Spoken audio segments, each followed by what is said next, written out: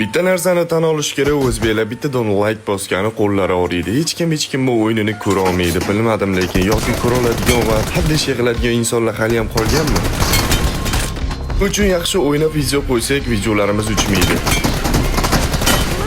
Gap videoni uchishda emas, bolalar, O'zbekistonda shunaqa igroklar borki, uncha-munchasini oyog'ini titrataveradi, lekin rek uchmaydi.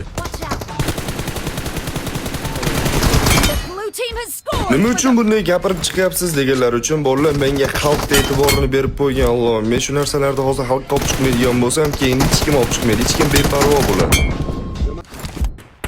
Bo'ldi, yangi chiqayotgan content makerlarda bitta dona xayolida narsa bor. Hype qilsam, menga aktiv keladi, pizdes bo'lib ketaman deb o'ylayman.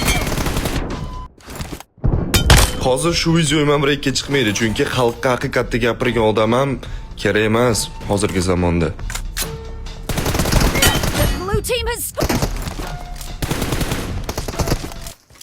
Bo'ldi, bu narsalarga nuqta qo'yish kerak degan odamlar bo'lsa, videomizga like bosib, do'stlarimizga tarqatib qo'yaylik. Zor ularda ham ko'zlari ochilsa.